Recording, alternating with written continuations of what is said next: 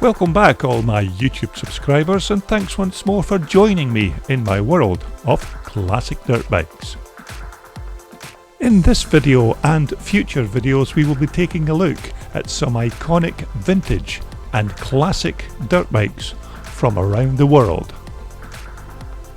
Now if you like what you see in this particular video, then please hit the subscribe button. Now in this featured video we are going to take a look at a Czechoslovakian iconic machine from 1965. This is Stewart Riddell's 250 CZ twin port. Now Stewart told me that he originally saw this machine at a Scottish Classic meeting in 2009 when a fellow rider had it advertised for sale. Now as you can see, it wasn't the most glamorous looking machine on the planet, although at first glance Stewart told me it looked more or less intact, so he made the seller an offer on the spot and the deal was soon done.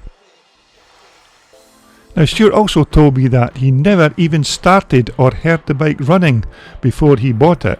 It still had the old points ignition system fitted, and there were a few other mechanical issues requiring attention, and to be fair, it was very tatty. Nevertheless, Stewart's intention was never to race the bike straight away, but to get it home and do a complete from the frame rebuild. Stewart said he wanted to get the bike into a reasonably race-worthy condition before he ever thought of swinging his leg over it. That way he would get a better idea of what the bike was going to be like out on the track. Besides, first impressions are sometimes always the best. Now these 1965 twin-port CZs are indeed quite rare machines, and you would be hard pressed to find many like it actually racing on a regular basis at race events around the UK. But don't be fooled by this bike's clean looks. This bike is by no means a concourse display bike. Stewart rebuilt this bike to be an out and out race machine. Now of course, naturally, as is normal with these kind of projects, Stewart started off by inspecting the frame for faults and then had it sent out to be sandblasted and then powder coated. Now with regards to the motor, this was completely stripped down and many of the internals were replaced, including all the bearings, seals and clutch plates.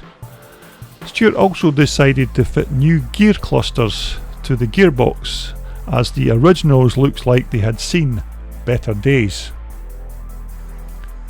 At the same time, of course, the cylinder barrel was then rebored and a new piston, rings, conrod and small end were also fitted.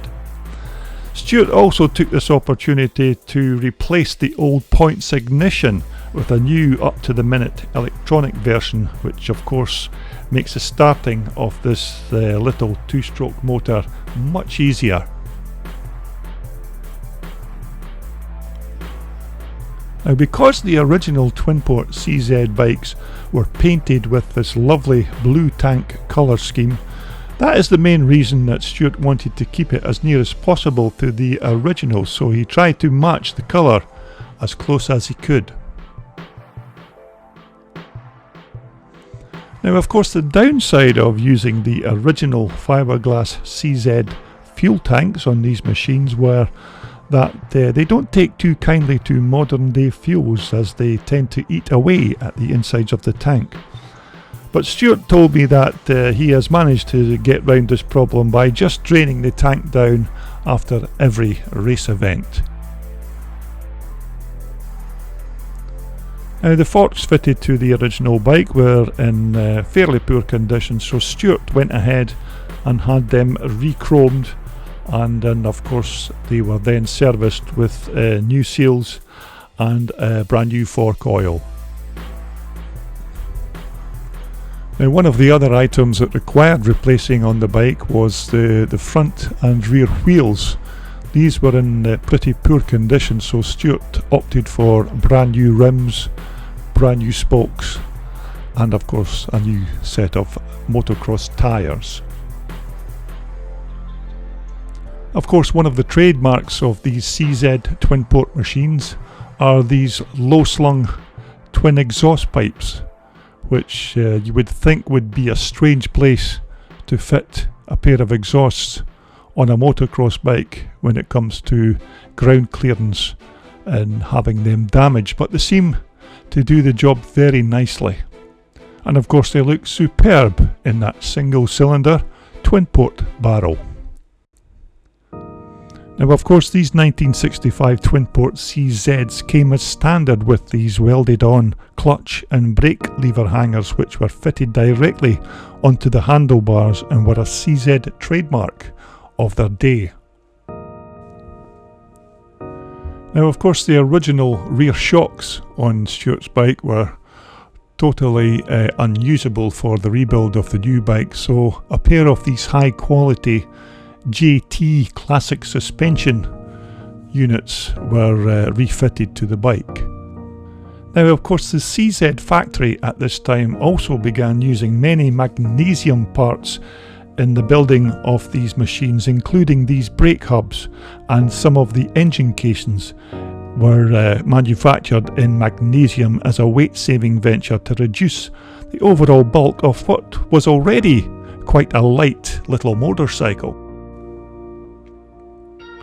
Now of course these single cylinder CZ piston port induction motors were fed their fuel by these quite efficient Czechoslovakian made Ikov carburetors. Now of course these 65 twin port CZ250s were fitted with 4-speed gearboxes and had the famous clutch arm that you can see here in this picture, which that famous rider Joel Roberts used to cram his boot into so he could put the bike into gear for the old hand on the helmet neutral starts, which of course were a common method of getting off the line way back in the day. Now of course the original seat on Stewart's bike was well past its sell-by date, and this was replaced with a brand new seat cover and foam from Gerard Coppings at CZ Stuff right here in the UK.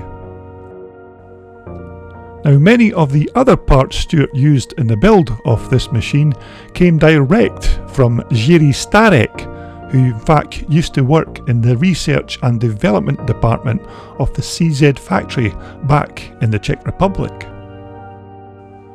Now of course these little twin port CZ250s are no slouch when it comes to winning championships, and just to prove that particular point, Belgian rider Joel Roberts took a similar twin port 250 to the Motocross World Championships in 1964.